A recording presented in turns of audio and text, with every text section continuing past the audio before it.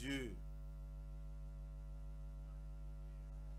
Donnez-moi un Alléluia de réveil.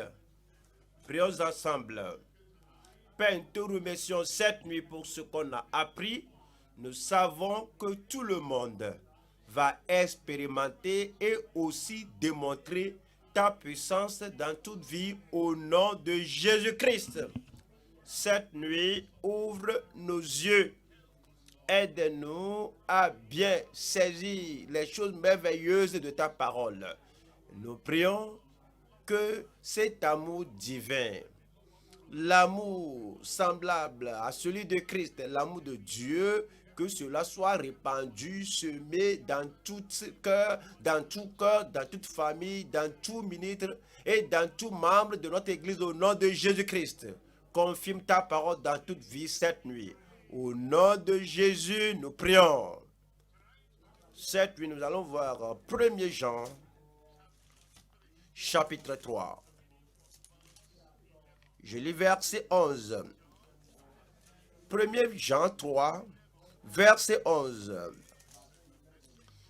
Car ce qui vous a été annoncé et ce que vous avez entendu dans le commencement, c'est que nous devons nous aimer les uns les autres.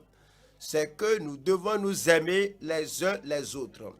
Allons au chapitre 4, verset 7. 1 Jean 4, verset 7. Bien-aimés, aimons-nous les uns les autres, car l'amour est de Dieu, et quiconque aime est né de Dieu et connaît Dieu. Cette nuit, le titre du message est l'amour pratique de Christ provenant d'un cœur transformé. L'amour pratique de Christ provenant d'un cœur transformé. Cette nuit, nous allons diviser le message en 4 parties. 1, 2, 3 et puis 4. Numéro 1. L'amour pur significatif parmi les véritables disciples. L'amour pur significatif parmi les vrais disciples. Si nous disons que nous sommes chrétiens, si nous disons que nous sommes ministres chrétiens, nous sommes disciples de Christ, il transfère sa nature d'amour à nous, et cet amour est pur. Cet amour est significatif. Cet amour est multiple. Cet amour a plusieurs facettes. Cet amour se soucie des autres. Tout ce qu'on fait, on le fait par amour comme Christ l'aurait fait. Comme Christ l'aurait fait. Deuxième point, c'est l'amour insouciant, perverti des ennemis amiables. Il agit à l'amiable comme ils sont des amis, mais ils sont des ennemis. Et leur amour est insouciant. Leur amour est perverti. Deuxième point, c'est l'amour insouciant, perverti des ennemis amiables. 3. L'amour mutuel permanent dans la famille. Si vous dites que vous aimez les frères, la charité bien ordonnée commence par soi. L'amour commence entre le mari et la femme, entre les parents et les enfants et les membres de la famille. Un tel amour n'est pas éphémère. Un tel amour n'est pas passager, que je l'aime aujourd'hui et elle m'aime aujourd'hui, il m'aime aujourd'hui parce que j'ai amené de l'argent à la maison. Mais l'amour dont nous parlons est mutuel, du mari à la femme, de la femme au mari, des parents aux enfants et des enfants aux parents, et parmi tous les membres de la famille, et c'est permanent. Ce n'est pas que au cours des fiançailles, on s'aime tant qu'on parle ensemble, on est amiable et tout va bien.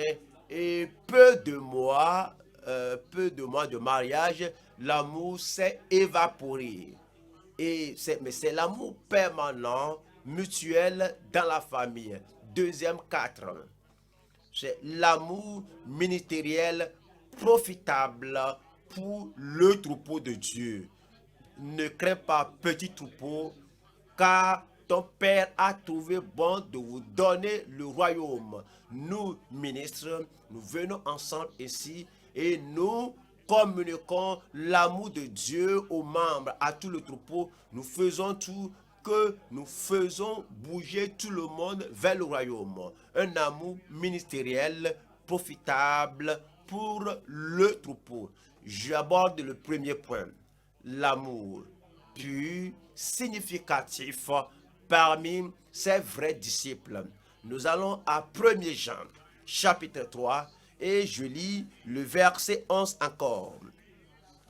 Car ce qui vous a été annoncé et ce que vous avez entendu dès le commencement, c'est que nous devons nous aimer les uns les autres. Voilà le verset 16. Nous avons connu l'amour en ce qu'il a donné sa vie pour nous.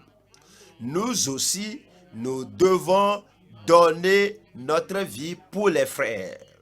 Ouais, cela, c'est un amour pur, pratique, visible, un amour manifeste. Et nous devons faire ce que Christ a fait. Lorsque Christ a livré sa vie pour nous, c'était quelque chose de pratique.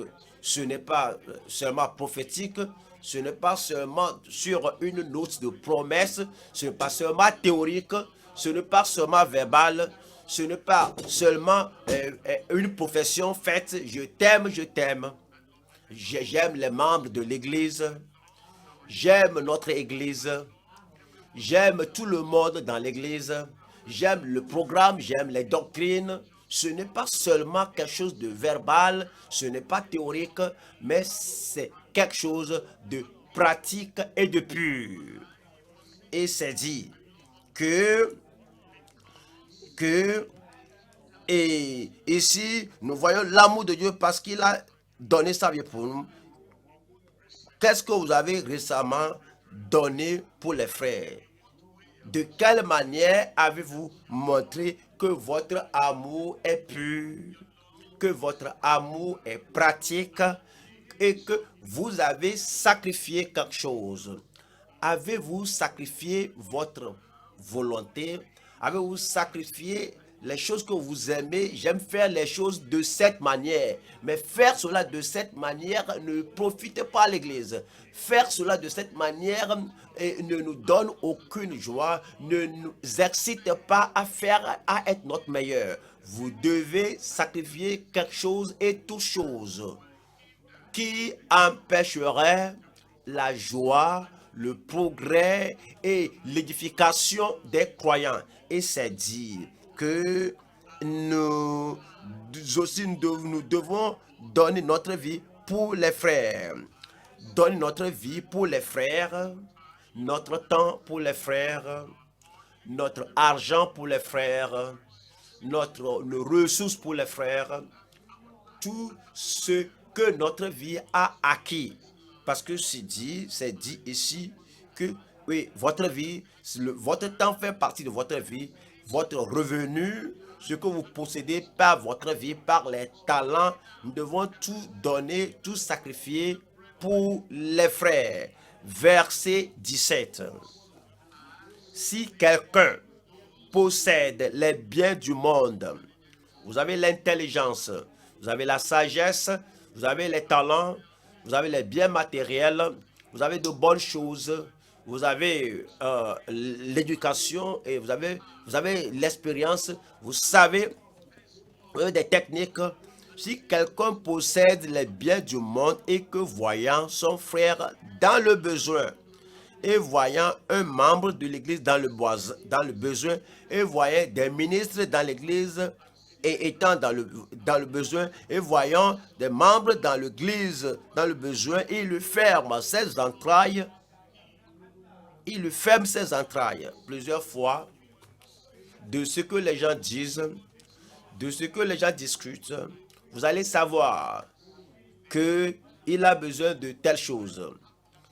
Et alors il arrive que je possède la chose là abondamment. Et celui-ci parle, l'autre lui répond, par là on sait qu'il n'y a pas de secret. Il a besoin de ceci.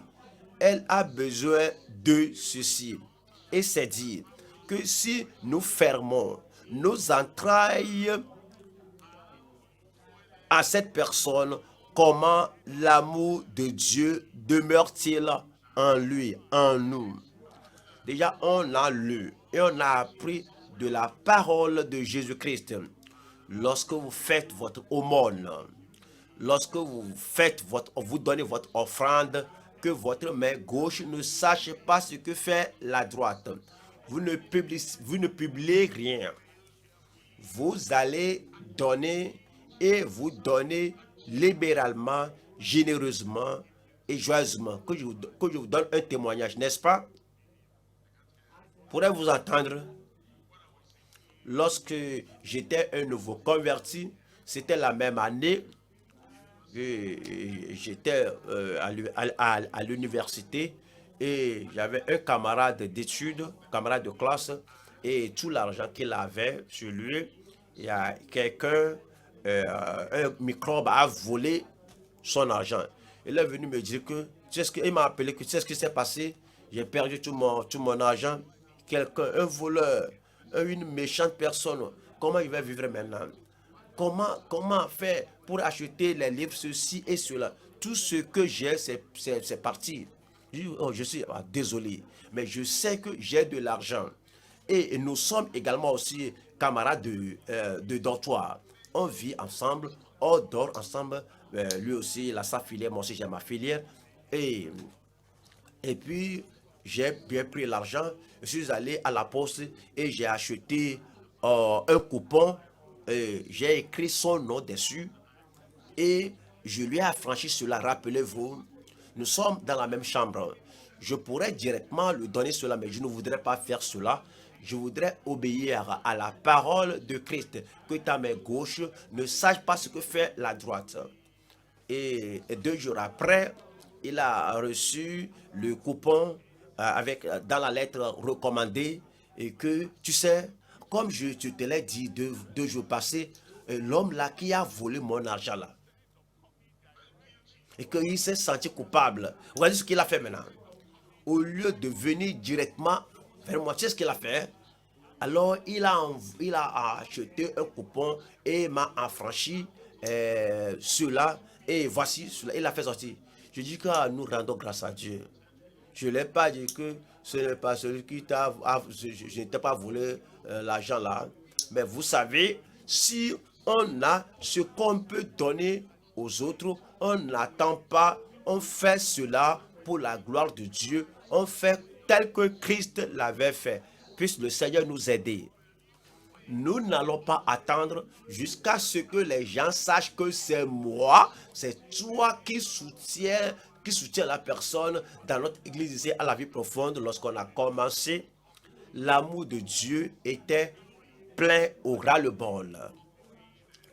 Et dans le tronc, quand mettait dans l'auditorium à l'époque là, il aura une enveloppe adressée à telle sœur, une enveloppe adressée à tel frère, des croyants authentiques.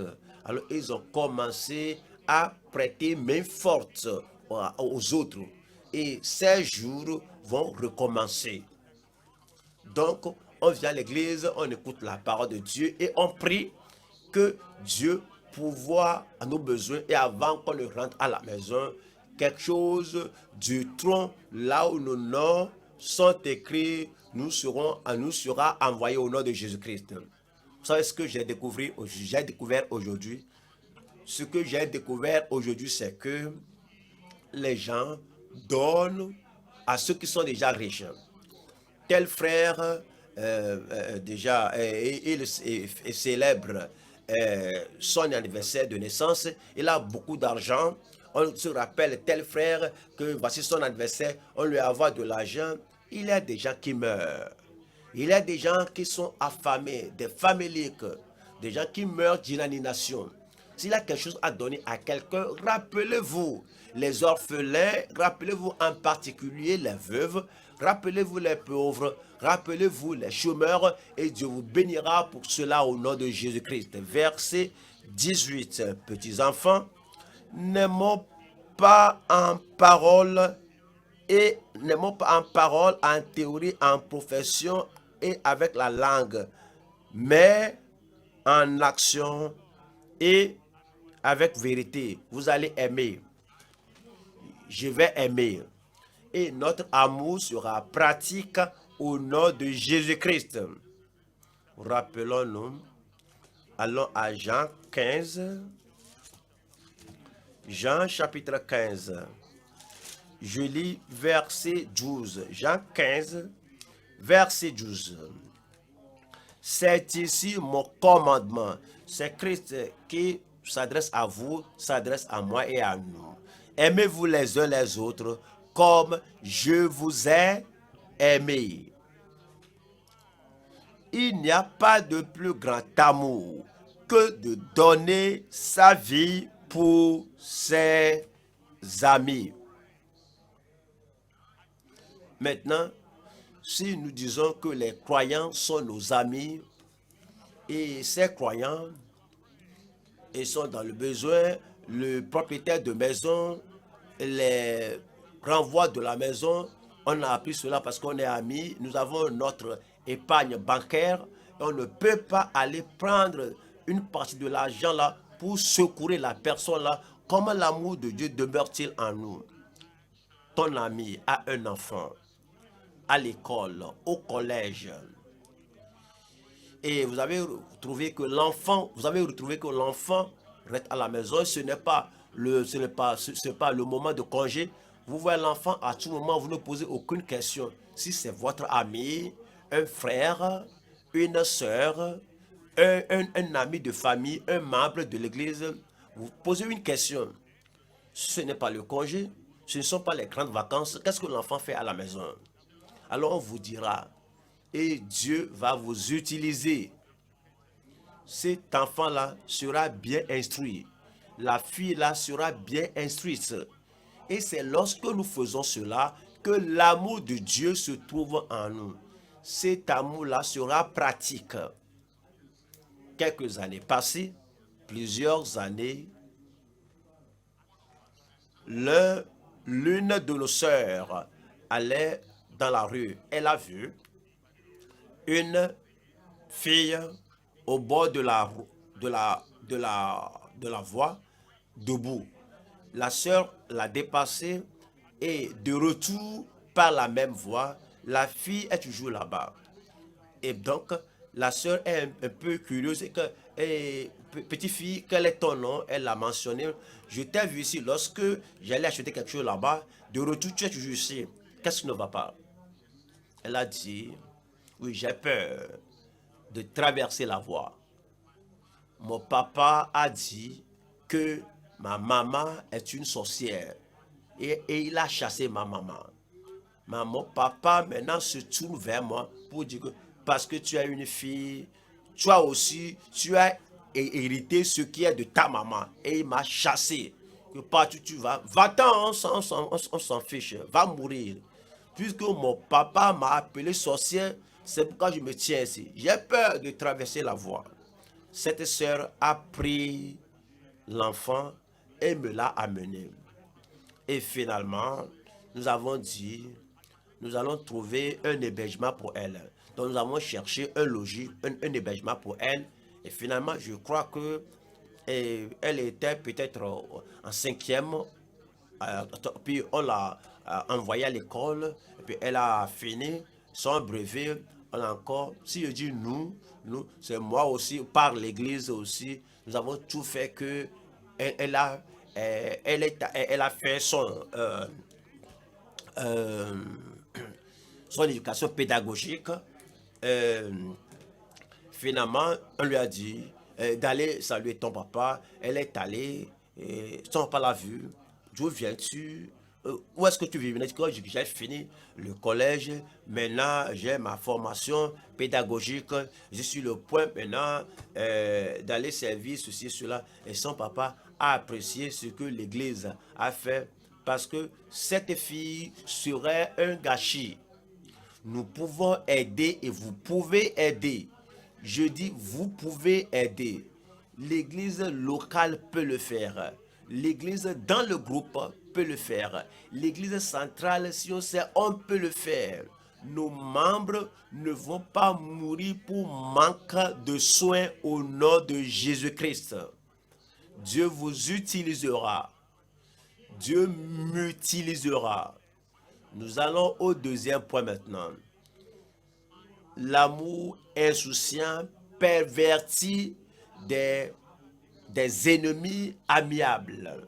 Ils sont des ennemis, mais ils agissent comme amis afin de pouvoir tromper ceux qu'ils veulent faire du mal.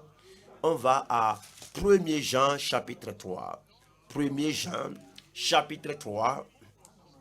Je lis verset 12.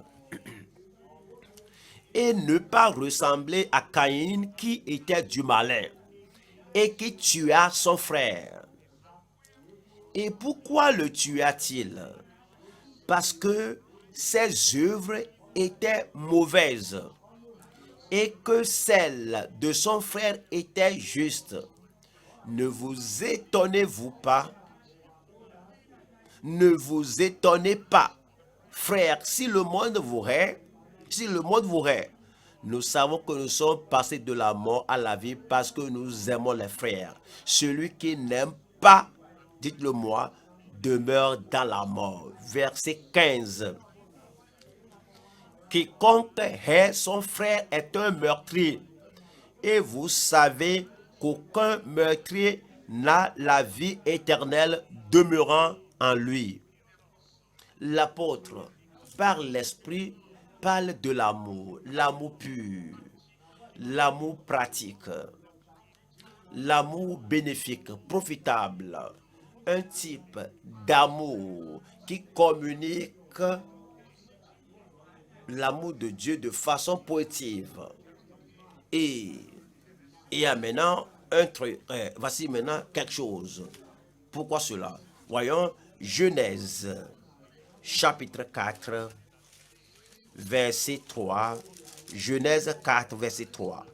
Au bout de quelque temps, Caïn fit à l'Éternel une offrande des fruits de la terre.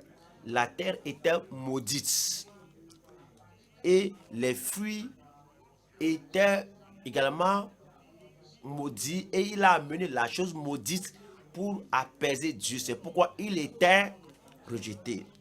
Et Abel, de son côté, en fit une des premiers-nés de son troupeau et de leur graisse. L'Éternel porta un regard favorable sur Abel et sur son offrande. L'Éternel a accepté cette offrande parce que cela a du sang. L'âme qui pêche, c'est celle qui mourra. Et Abel a apporté cet agneau de son troupeau pour que cet agneau soit un substitut. Il devait mourir. Abel maintenant a accepté, Seigneur, oui, je mérite la pénalité de la mort, mais que cet animal remplace. C'est ce qu'il a fait pour papa et maman, ce qu'il a fait pour Adam et Ève. Donc, le Seigneur l'a accepté. Mais Caïn, mais il ne porta pas un regard favorable sur Caïn et sur son offrande. Caïn fut très irrité et son visage fut abattu. Et l'Éternel dit à Caïn, pourquoi es-tu irrité? Et pourquoi ton visage est-il abattu? Certainement, si tu agis bien, tu relèveras ton visage. Et si tu agis mal, le péché à la porte. Il y a déjà le péché qui se couche à la porte. Tu peux avoir la seconde occasion. Et ses désirs. se porte vers toi. Mais toi, cependant, Caïn adressa la parole à son frère Abel. Caïn adressa la parole à son frère Abel. Il n'a pas montré sa couleur, il n'a pas montré son intention, son sentiment, il n'a pas montré les pensées meurtrières, homicides de son cœur. Et Caïn adressa la parole à son père amable, Abel, et paraissait amiable. Tu es mon frère, comment te sens-tu? Ton offrande est maintenant acceptée. Quel est ton sentiment que tu as maintenant offert un sacrifice agréable à Dieu? Et Abel s'est penché, dit que j'ai eu cela de ce qui était arrivé à nos parents Adam et Ève, comment Dieu a égorgé un animal pour les couvrir de sa peau. Et Caïn a écouté et ce n'était pas. Et Abel ne croyait pas que quelque chose de mauvais s'en suivra. Et Caïn, mais comme ils étaient dans les champs, c'est-à-dire après un temps donné, Abel n'évitait pas Caïn parce qu'il ne savait pas qu'il en suivra. Caïn se jeta sur son frère Abel. Il a fait quoi? Que je vous entende parler. Et le tua. Nous allons aux Hébreux. Hébreux 11. Hébreux chapitre 11. Je lis à partir du verset 4. C'est pas la foi qu'Abel offrit à Dieu un sacrifice plus excellent que celui de Caïn. Abel a offert par la foi. Caïn était sans foi. Il n'a pas manifesté aucune foi. Et lorsque le Seigneur lui a parlé, il ne s'est pas laissé corriger. Il n'a pas été d'accord si cela n'est pas acceptable. Et voici ce que mon frère a donné est acceptable. Donc, je vais maintenant changer. Je vais faire la bonne. Je vais réparer ma voix. Non, jamais. Et ce verset 4 dit, c'est par elle qu'il fut déclaré juste, Dieu approuvant ses offrandes. Et c'est par elle qu'il parle encore, quoique mort. Jude, Jude, Jude, Jude 11. Jude 11. Jude 11. Cela fait référence à Caïn et ses semblables. Jude 11. Malheur à eux, car ils ont suivi la voie de Caïn. Ils se sont jetés pour un salaire dans l'égarement de Balaam. Ils se sont perdus par la révolte de Corée. Ce sont des écueils dans vos agapes, faisant impudemment bonne chair, se repaissant eux-mêmes. Ce sont des nuées sans eau, poussées par les vents, des arbres d'automne sans fruits, deux fois morts, déracinés, des vagues furieuses de la mer, rejetant l'écume de leurs impuretés, des âtres errants auxquels l'obscurité des ténèbres est réservée, jusqu'à quand? Pour l'éternité. Caïn et ses semblables. C'est pourquoi Jean le bien-aimé par l'Esprit dit, nous parlons de l'amour. L'amour agapé, l'amour abondant, l'amour débordant, l'amour de Christ, l'amour pratique. Non pas comme Caïn. Comment était l'amour de Caïn qui ne fait pas qu'Abel soupçonne quelque chose, L'amour de Caïn, c'était un amour superficiel, cachant, couvrant, numéro un, la colère dans le cœur. Et il était vraiment coléreux. Non seulement ça, il était très plein d'animosité. Il était irrité contre Dieu et il était très fâché. Il s'était fâché contre son frère. Et Caïn, vous comprenez, vous devez comprendre Caïn. Ce qui était arrivé n'était pas la faute d'Abel. Et Caïn, son amour superficiel, a la cruauté comme base. Il était irrité, il était amer, cruel, il était séduisant. Et il a séduit Abel à croire que viens partager avec moi comment sens-tu et ton sacrifice, comment tu as eu cette idée que tu as sacrifié de telle manière. Et il était vraiment séduisant. Il demandait comme s'il allait imiter son frère. Et il était malin. Même la Bible a dit qu'il était malin. Et puis, il était une personne contraignante. Il use de force contre son frère. Il ne sait pas comment vivre avec une autre personne de façon aimable, de façon amiable. Tout ce qu'il sait faire, c'est d'user de force. Et il était un homme répugnant. Ouais, ils avaient la rancune contre Abel à cause de son sacrifice qui a été agréé par le Seigneur. Il y a des gens qui ont une dent contre quelqu'un. Et ils ont cette rancune, ce mal dans leur cœur contre quelqu'un. Quelle que soit la bonne chose que Abel dit, moi je ne peux pas le reconnaître. Quelle que soit la bonne chose que Abel fait, Abel n'est pas reconnu parce qu'ils ont cette répugnance en eux. Il y a aussi, c'est un homme qui est endurci. Ouais, ils sont les premiers enfants, les deux premiers enfants nés à leurs parents. Et en regardant Abel, Abel était son seul frère. Si celui-ci est mort, tu seras seul. Mais c'est un homme endurci. Son cœur l'a endurci. Il est endurci. C'est un homme insensible. Il n'y a personne qui, il n'y a personne qui ait tué quelqu'un sur terre. Il n'y a personne qui ait vu quelqu'un mourir.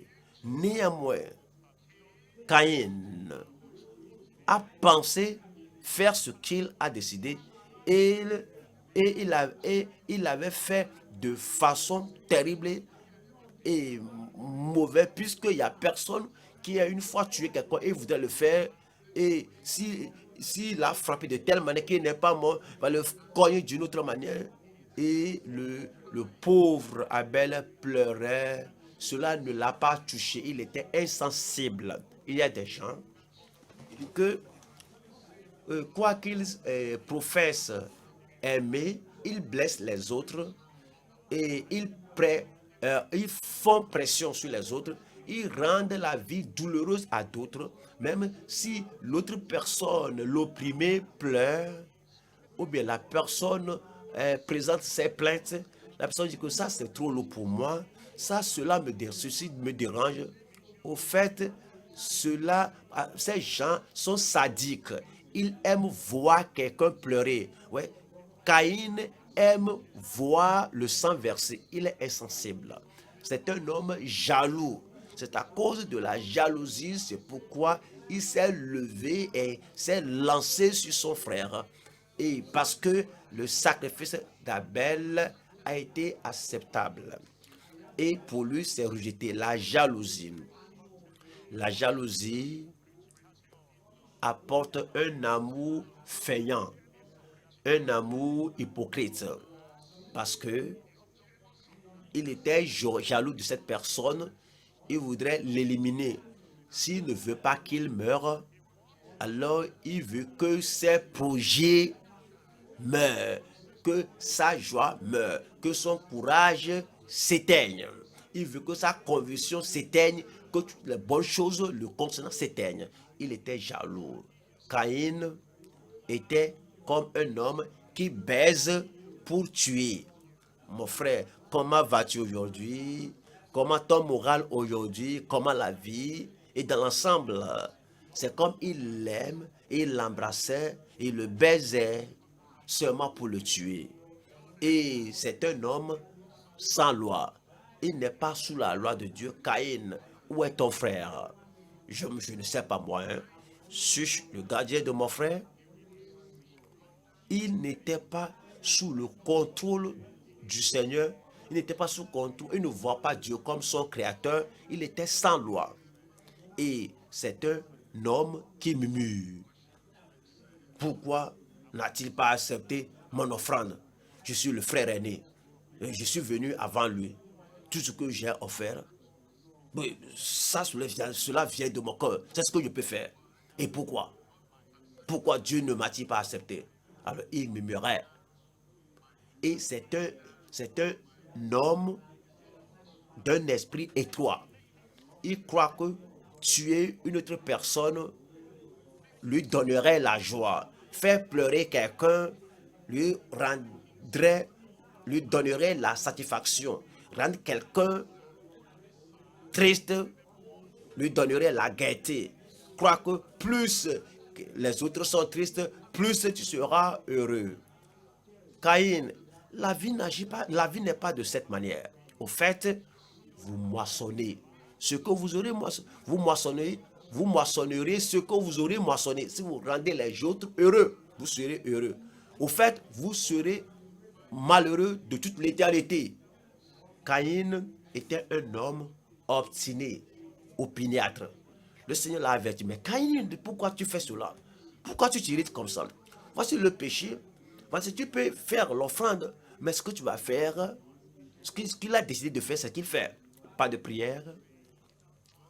Il n'y a pas question de demander le conseil de Dieu. Il n'y a pas question de dire que Seigneur, tu me parles, merci Dieu, que dois-je faire maintenant, Seigneur? Il était si obstiné, si opiniâtre que sa volonté s'occupe de toute sa vie. C'est un homme possessif. C'est comme Abel n'est pas seulement mon frère. Et moi, je le possède. Si je veux qu'il soit heureux, oui, il sera heureux. Si je dis qu'il soit triste, il doit être triste. Moi, je possède l'homme là. Je possède la femme là. Je possède sa destinée.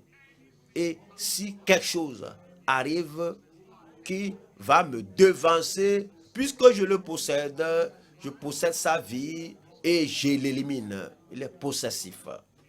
Caïn était un querelleur sans cause. Abel n'a rien contre lui. Abel, il ne l'a même pas ridiculisé. Abel n'a même pas dit quelque chose qui soit une ironie. Voilà ce que tu as fait maintenant. Dieu ne t'a pas accepté, même si tu es mon frère aîné, tu es rejeté. Abel n'a rien dit de pareil. Mais l'homme là même a une nature de querelle. Et il était un homme vindicatif pour rien. Il est vindicatif pour rien. Et cet homme, c'est comme un serpentin, comme un serpent. Et il agit et se cache dans les verts pâturages. On ne sait pas que le serpent est là. On ne sait pas que ce serpent est venimeux. Et dès qu'il est mort, c'est fini. Ouais. Il est un homme de problème, un fauteuil de trouble. Il est perturbateur. Et Abel est un homme simple, que son offrande est acceptée, il est libre. Mais Caïn a décidé de lui rendre la vie difficile, la vie dure, le trouver dans le cœur. C'est un homme impie. Caïn est impie. Sans voir aucun exemple de tuer quelqu'un, il a tué Caïn. Abel plutôt, c'est un homme violent.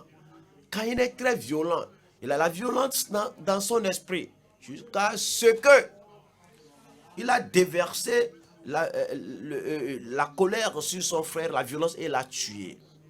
Et néanmoins, il a parlé à Abel comme nous sommes frères, nous sommes amis, c'est comme tu es mon frère. C'est comme d'accord, il n'y a pas de problème. tu es chanceux, tu es fortuné, tu as été accepté, je suis rejeté, pas d'accord. Il était méchant, méchant. Et il était également xénophobe. Vous voyez, tu vois une autre tribu ou bien une autre race, parce que le Seigneur a dit à Adam et Ève que remplissez la terre, reproduisez et reproduisez-vous et remplissez la terre. Et Caïn devait remplir la terre de ce côté, Abel devait remplir la terre de l'autre côté. Mais il a tué Abel et sa postérité. Il est xénophobe. Il s'est soumis, il se soumet aux luttes. Ouais. Si quelqu'un est superficiellement aimable, lorsque la tentation de se battre se présente, il succombe. Je prie que vous n'y succombez pas. Et puis, il était un homme zigzag. Il vient de cette manière. Avant qu'on regarde ici, ah, l'homme est déjà à l'autre côté. Avant qu'on sache, ah, où est-il? Où va-t-il? Ah, il est déjà derrière. Avant qu'on le voit, ah, qu'on déchiffre, qu'on décèle, qu'on sache que qu'est-ce qu'il a train de dire, l'homme est déjà en haut, il est déjà en bas, il est à gauche, il est déjà comme ça. Que leur humeur est zigzagante, leur attitude est zigzag, et leur action est zigzag, et leur relation, tout est tordu.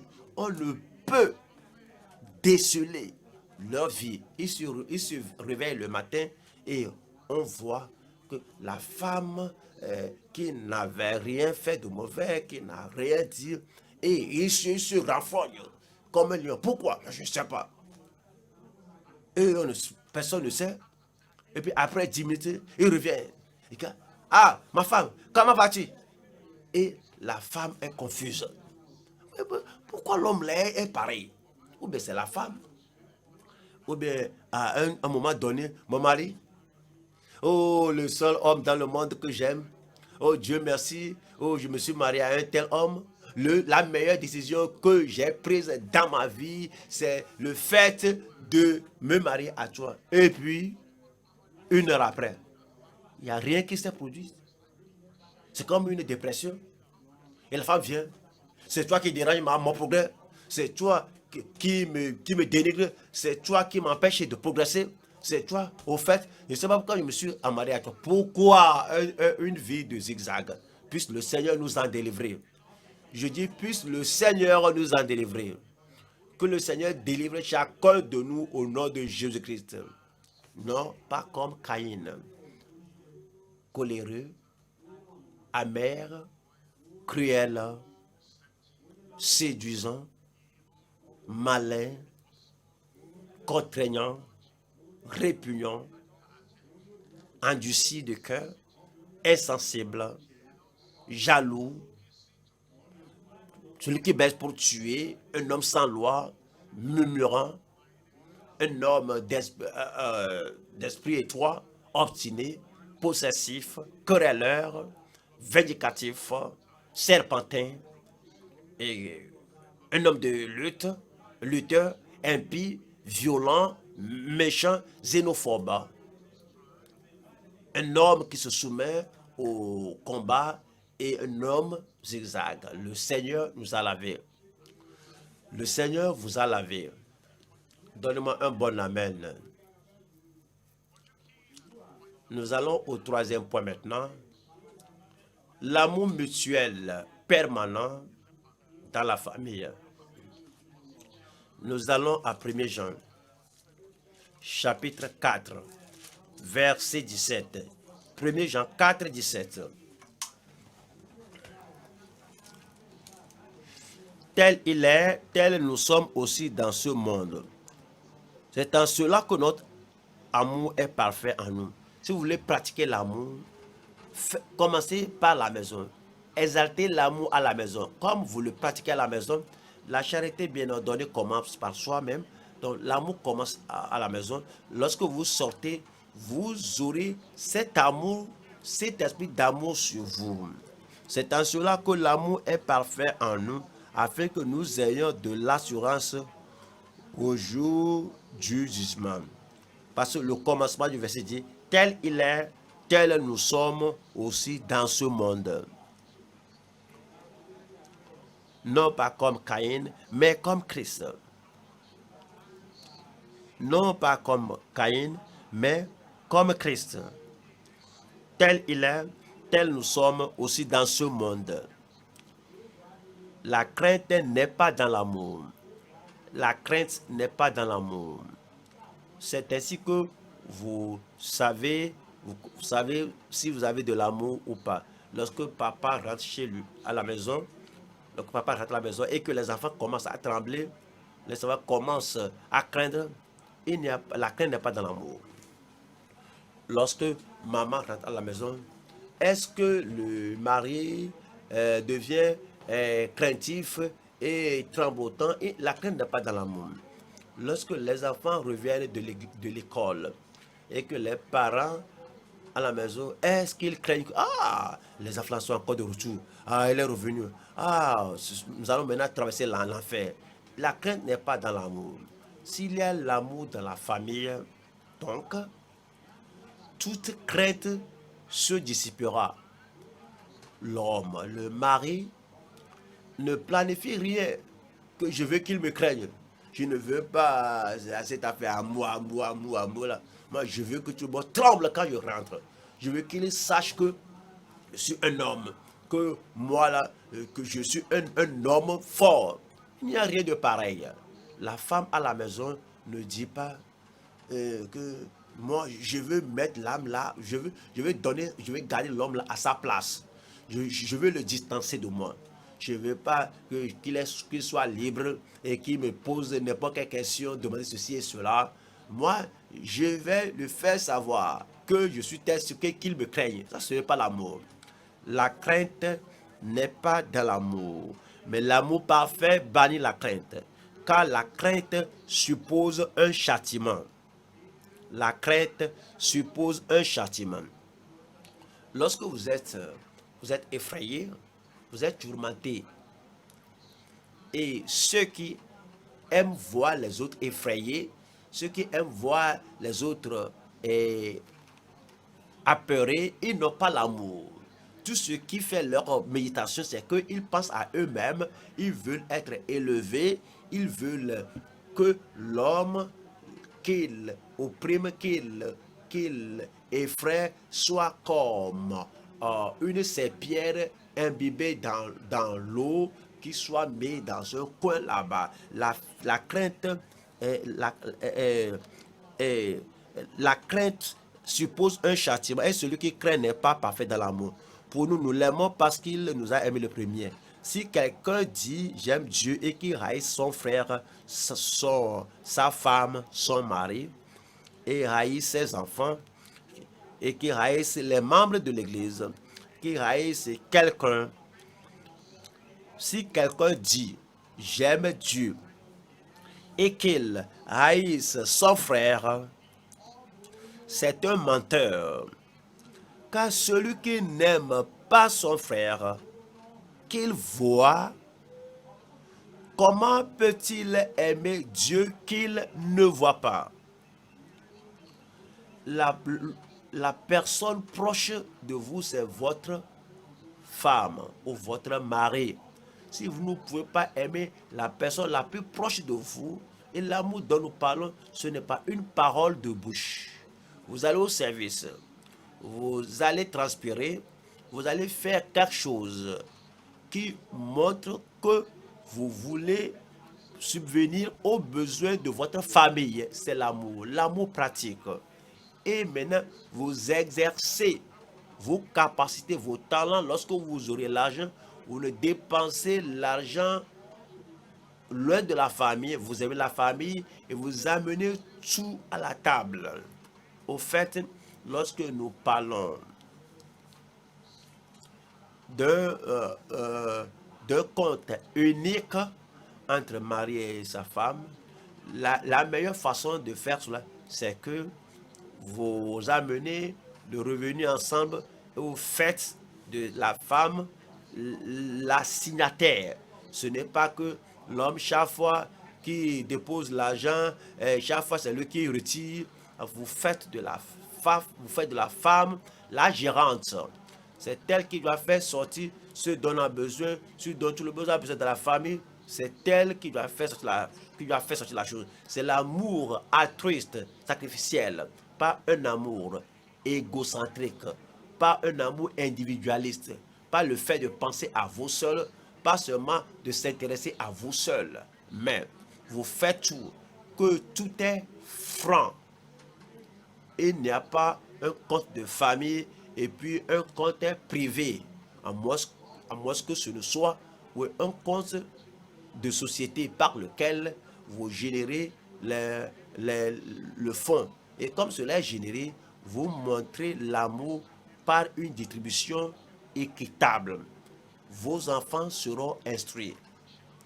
Vos enfants seront heureux. Vos parents seront heureux. Vous savez, j'ai lu quelque chose, peut-être vous l'avez lu vous aussi. Une mère a demandé à son fils, disant, mon fils, parlons ensemble. Et lorsque je mourrai, comment est-ce que tu vas m'enterrer? Il dit, maman, il faut avoir confiance en moi. Je vais te donner une inhumation honorifique. Dis-moi ce que tu vas faire. Au moins, je vais mettre de côté au moins 5 millions de Naira à côté. Et puis, je vais t'ensevelir que là où tu seras, tu vas te réjouir. Ça m'a dit que c'est quoi je t'ai demandé. Il ne faut pas faire cela. Donne-moi 4 millions. 4 millions 500. Prends soin de moi maintenant. Lorsque je mourrai là, tu peux dépenser seulement 500 000 sur moi. Ça va. Ouais, il y a des gens, lorsque leur femme vit, lorsque le mari vit, ils ne prennent pas soin d'eux et ils ne se sacrifient pas. Ils ne se sacrifient pas et ils ne donnent pas. Lorsque les enfants ont besoin d'eux pour être instruits, ils ne font pas la bonne chose. Ils épargnent l'argent. Mais lorsque l'enfant ne se nourrit pas bien, l'enfant tombe malade maintenant on va prendre une large somme pour dépenser à l'hôpital. Il faut prendre bon soin de votre femme, de votre mari, de vos enfants. Et il y aura l'amour dans notre famille. Verset 21. Et nous avons de lui ce commandement, que celui qui aime Dieu, dites-le moi, aime aussi son frère, aime aussi sa soeur, aime aussi sa femme, aime aussi son mari, aime aussi les enfants, aime aussi les membres de l'Église. Amen. Éphésiens, chapitre 5.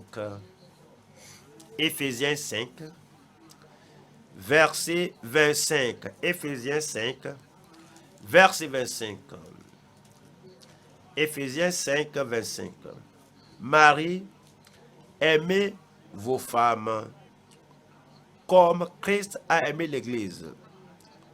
Non pas comme Christ, non pas comme Caïn, mais comme Christ a aimé l'Église et s'est livré lui-même pour elle. 28. C'est ainsi que les maris doivent aimer leurs femmes comme leur propre corps. Amen. Celui qui aime sa femme s'aime lui-même. Celui qui aime sa femme s'aime lui-même. Comment? Si vous aimez votre femme, cela produira la joie en elle et la joie du Seigneur sera sa force. Lorsque vous aimez votre femme, cela va faire d'elle une femme heureuse sans être déprimée. Et la joie du Seigneur et l'amour de la part du mari élimineront la dépression, éloigneront la dépression d'elle. Si vous aimez la femme, oui, cet amour sera un stimulant pour l'égayer. Ouais, un cœur heureux c'est comme un bon remède. Si vous aimez votre femme, elle n'allait jamais penser à quand elle va mourir, mais parce qu'elle aura l'espérance de vivre, elle aura la joie et votre femme vivra longtemps. Elle va vivre aussi long que sera votre Amen. Si vous aimez votre mari sera heureux. Il ne sera pas déprimé. Il n'y a rien pour couper sa vie. Mari, femme, comme vous vous aimez, vous allez vivre longtemps au nom de Jésus-Christ. Donc, lorsque votre femme vit longtemps, elle sera en vie pour prendre soin de vous. Vous vous aidez vous-même. Lorsque vous faites que tout ce que vous le faites, ne le faites pas penser que c'est mieux. Lorsque j'étais célibataire, c'est mieux lorsque je vivais chez mes parents, c'est mieux lorsque je vivais que cet homme m'a prise. Maintenant, je suis là, maintenant, je ne peux plus quitter l'homme. Il n'y aura pas de pensée négative, mais elle sera positive. Lorsque vous aimez votre femme, lorsque vous aimez votre mari, les choses vont changer. Ouais, la lune de miel va revenir. Et les jours de fiançailles vont revenir. Vous voyez, nos frères ne veulent pas que la lune de miel revienne. Et dit Amen. Verset 29. Car jamais personne n'a haï sa propre chair, mais il la nourrit et en prend soin, comme Christ le fait pour l'Église, parce que nous sommes membres de son corps. C'est pourquoi l'homme quittera son père et sa mère et s'attachera à sa femme, et les deux deviendront une seule chair. Il n'y aura pas de division dans votre famille. Il n'y aura pas de divorce dans votre famille. Ce mystère est grand. Je dis cela par rapport à Christ et à l'Église. Du reste, que chacun de vous aime sa femme, aime sa femme, aime sa femme, aime sa femme, aime sa femme, aime tant sa femme, car Dieu a tant aimé le monde qu'il a donné son Fils unique, afin que quiconque croit en lui ne périsse point, mais qu'il ait quoi? La vie éternelle. Du reste, que chacun de vous aime sa femme. Si c'est arrivé que votre femme n'est pas physiquement présente, vous devez tant aimer votre femme que après 7 minutes, vous allez appeler votre femme. Ah chérie, qu'est-ce qui ne va pas? Mais on a parlé hier. Aujourd'hui, tu m'appelles encore seulement pour te dire que je t'aime tant. Je ne vais pas vous attendre. Si ton mari n'est pas là physiquement, tu vas prendre ton portable et tu vas l'appeler. Y a-t-il de problème, ma femme? Il n'y a pas de problème. Je veux seulement entendre ta voix parce que crois que je t'aime, mais maintenant je t'aime tant. Vous allez mettre tant dans votre amour, dans votre famille au nom de Jésus-Christ. Votre famille sera agréable. Votre famille sera heureuse. Votre famille va vivre longtemps. Votre famille va vivre par amour. Votre famille va vivre par amour. Si vous êtes sous médication, on vous dit de prendre peut-être les compléments alimentaires chaque jour, bien, des comprimés. Prenez ces pilules chaque jour, ne soyez pas imprudent. Voyez, si vous prenez ces médicaments-là, dès qu'on rate un jour, bien on oublie 2 jours, ou bien on a voyagé, on n'est plus en ville, et on n'a pas pris les comprimés avec soi, imprudemment, des choses bizarres vont commencer à se présenter dans votre cœur. C'est comme vous êtes désorganisé. Vous n'allez pas savoir comment cela se passe. Oui, je mange bien, je dors bien, mais je ne sais pas pourquoi ces trucs-là. Alors vous rappelez que il y a 2 jours que je n'ai pas pris ces comprimés. De retour à la maison, vous rectifiez toutes ces erreurs. Vous allez reprendre cela. Quand vous reprenez ça 1, 2, 3 fois, la vie devient normale. Votre vie deviendra normale. Que l'amour soit la pilule et le médicament quotidien que vous prenez dans votre famille. Servez cela l'un à l'autre. Ma femme, je t'aime, voici ta pilule. Mon mari, je t'aime, voici ta pilule. Ma femme, tu n'as rien demandé tout récemment. Qu'est-ce que tu veux? Qu'est-ce que je vais acheter pour toi? Je sors, je vais t'acheter certaines choses aujourd'hui. Parce que tu aimes ton mari, tu aimes ta femme. La vie va changer. Nos membres dans notre famille vont monter une haute montagne. Lorsqu'ils gravissent la montagne, vous aurez la force, la vitalité, l'énergie, parce que vous avez amené le mot tant dans l'amour de votre famille. Verset 33. Du reste, que chacun de vous, combien d'entre nous, que chacun de vous aime sa femme comme lui-même et que la femme respecte son mari. Quatrième point maintenant. Quatrième point, c'est l'amour ministériel profitable pour le troupeau. L'amour ministériel profitable pour le troupeau. Nous allons à 1 Jean, chapitre 3, 1 Jean 3, verset 16. Nous avons connu l'amour en ce qu'il a donné sa vie pour nous. Nous aussi, nous devons donner notre vie pour les frères. Le pasteur, le prédicateur, le ministre, l'évangéliste, le dirigeant, le responsable est celui-là qui doit tout d'abord démontrer cet amour. C'est lui qui doit aller et sacrifier quelque chose pour les membres de l'Église, pour le troupeau de Dieu.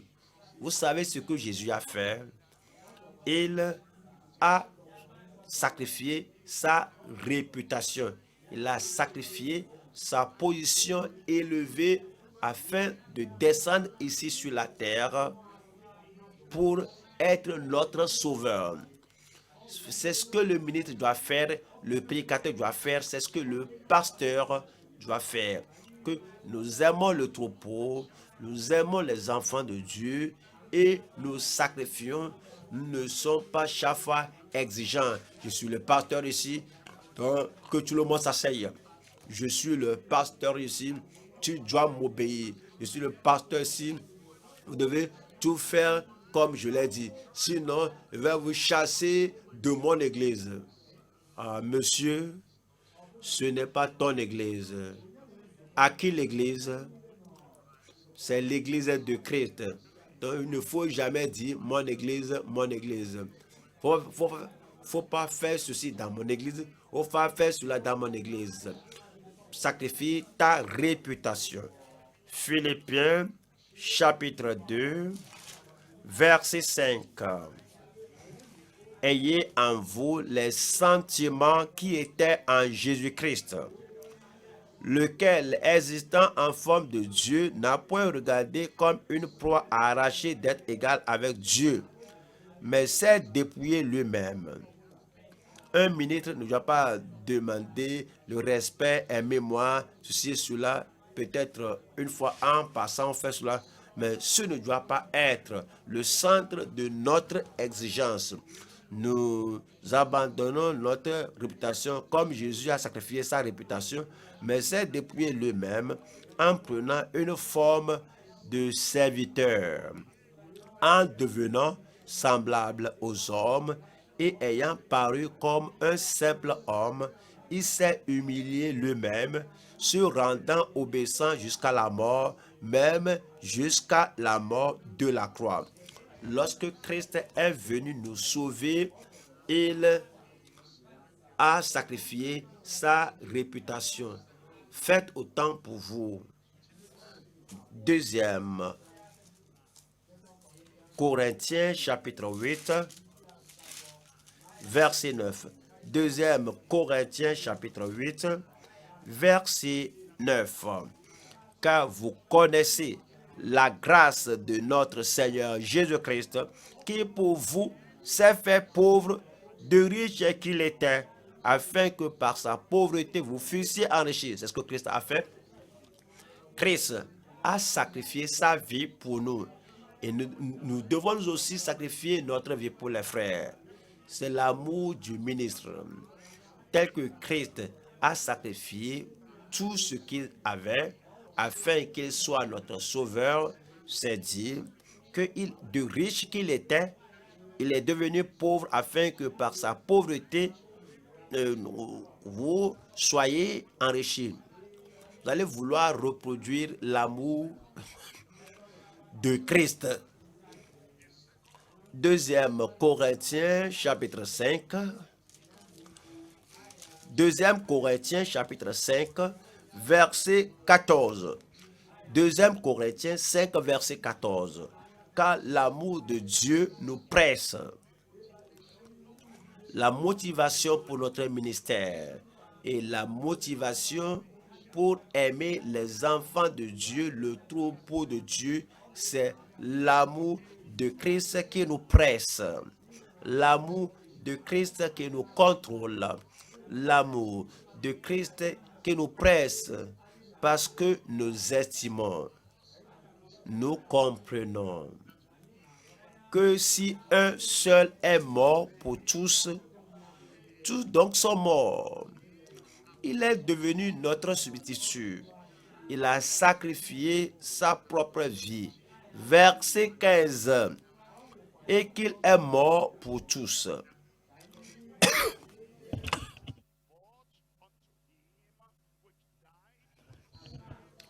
Et qu'il est mort pour tous, afin que ceux qui vivent ne vivent plus pour eux-mêmes, mais pour celui qui est mort et ressuscité pour eux. Nous ne devons plus vivre pour nous-mêmes. Quel profit dois-je avoir de cela? Quel est mon gain? Qu'est-ce que j'aurai? Alors, lorsque les autres nous blessent dans l'église, peut-être par mégarde, peut-être par désinvolture, ou bien délibérément, ce n'est pas l'heure de dire que d'accord, je ne vais plus servir l'église, je ne vais plus faire ceci et cela. Mais comme Christ, il supporte tout cela, il a tout supporté pour notre salut. Vous avez tout supporté pour le salut des autres. Je ne peux pas entendre votre amen. Verset 18.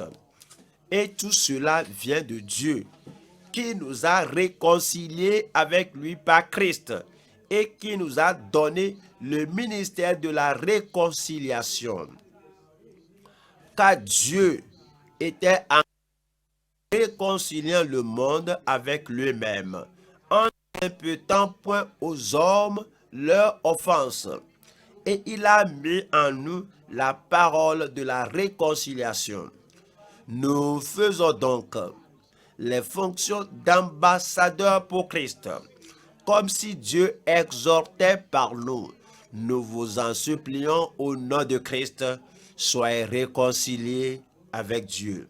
C'est notre ministère, c'est votre ministère et vous allez l'accomplir, vous allez remplir votre ministère avec succès au nom de Jésus-Christ. Et ce ministère, cette œuvre prospérera dans votre main. Cela prospérera dans ma main. Il faut le dire pour vous-même. Cela prospérera dans nos mains ensemble au nom de Jésus-Christ. Deuxième Corinthiens chapitre 15. Deuxième Corinthiens 15. Je lis verset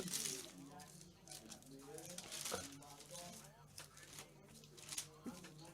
la première fois que je suis prêt de venir à voir, je fais tout pour ne pas être un problème pour vous. Nos pasteurs, nous les ministres, nous ne devons pas être un fardeau pour les troupeaux. L'apôtre Paul a dit, vous savez, Christ, il n'est pas un fardeau pour nous. Et de la même manière, nous ne serons pas un fardeau pour le troupeau. C'est dit, car les enfants ne doivent pas vivre pour les parents. Ouais, cela parle de petits enfants. Vous ne gagnez pas de l'argent. Vous n'êtes pas, vous êtes toujours à l'école. Les parents prennent bon soin de leurs enfants parce que vous vous rappelez bien, le même apôtre Paul a dit que ceux qui ont des parents avancés, qu'ils apprennent, avancés en âge, qu'ils apprennent à prendre soin de leurs parents pour ne pas être un fardeau pour l'Église. Vous n'êtes pas en position de prendre soin de vos parents. Ce sont vos parents qui prennent soin de vous. Donc, il a utilisé l'illustration pour les pasteurs, pour les ministres, pour les parents, pour les enfants. Alors, on va et, et, et, et je me dépenserai plus pour vous. Et moi, je suis content de me dépenser pour vous. Est-ce que, répétons cela, je me dépenserai plus pour vous. On ne sert pas avec répugnance. Quelqu'un a apporté la nourriture à la table. Peut-être vous êtes allé à un restaurant. Peut-être, quel que soit le nom là-bas, la servante là-bas, ou bien la serveuse là-bas, ou le serveur avait un problème. Et il a connu des défis à la maison. Il est venu à la maison et te sert comme. Que, ne sais pas, il te sert de façon que tu as perdu l'appétit. Il faut servir joyeusement. Je me dépenserai gaiement et plus je vous aime, de moins je serai aimé. Vous allez aimer. Je dis, vous allez aimer et l'esprit d'amour se multipliera, s'accroîtra dans la vie de chacun de nous au nom de Jésus-Christ. Deuxième Timothée, chapitre 1, verset 6. C'est pourquoi je t'exhorte à ranimer le don de Dieu que tu as reçu par l'imposition de mes mains. Nous avons déjà l'onction. Vous avez déjà l'onction. Et c'est dit que je te rappelle, il faut ranimer le don de Dieu en toi. Car ce n'est pas un esprit de timidité. Car ce n'est pas un esprit de timidité que Dieu nous a donné. Je vous attends. Car Dieu ne nous a pas donné. Car ce n'est pas un esprit de timidité que Dieu nous a donné, mais un esprit de force, d'amour et de sagesse. Quel esprit avez-vous? Esprit de force, esprit d'amour, un esprit de sagesse. Je dis, quel type d'esprit avez-vous? Vous avez un esprit de force. Quel esprit, avec quel esprit allez-vous prêcher? Comme vous ranimez le don de Dieu en vous et vous allez faire face à votre assemblée la semaine prochaine, quelque chose de miraculeux va se passer. L'amour va couler. L'amour pur va couler. L'amour fervent va couler. L'amour pratique va se répandre. Et l'œuvre de Dieu va croître dans vos mains au nom de Jésus-Christ. Vous n'allez pas craindre le troupeau. Vous n'allez pas craindre les membres. Parce que la crainte suppose un châtiment. Et l'amour parfait bannit la crainte. Il n'y a plus de crainte dans votre cœur. Il n'y a plus de crainte dans votre cœur. Il n'y a pas de découragement dans votre cœur. Maintenant, vous avez l'esprit de force, vous avez l'esprit d'amour, vous avez l'esprit de sagesse. L'œuvre de Dieu continuera de prospérer dans votre main. Tenons-nous debout maintenant et parlons, Seigneur, tenons-nous debout maintenant et parlons, Seigneur, en prière. Rappelez-vous tout ce qu'on a discuté aujourd'hui, l'amour pur, l'amour significatif, l'amour multiple, l'amour mûr, l'amour par lequel vous servez les autres, vous prêchez aux autres, vous n'avez pas peur, vous n'êtes pas intimidé. Ouvrez la bouche et parlez au Seigneur. Seigneur, donne-moi cela. Seigneur, donne-moi cela. Et non pas comme Caïn. Non pas comme Caïn. Non pas comme Caïn. Perverti. Amour perverti. Amour mal placé. Amour insouciant. Amour machiavélique. Non pas comme Caïn, mais comme Christ. Parlez au Seigneur. Dans votre famille, il faut tant aimer que votre épouse, votre conjoint sache que l'amour là est significatif. Il faut tant aimer, Très prévenant, très souciant.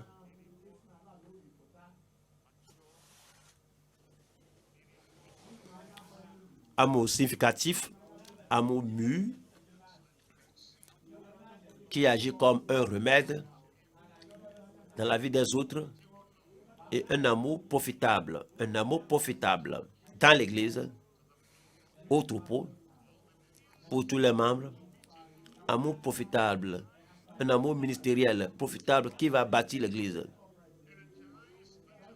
qui va édifier l'église, qui va nourrir l'église, qui bannit la crainte dans l'église, qui rendra l'église à être un niveau de croissance à la mesure de la statue de Christ.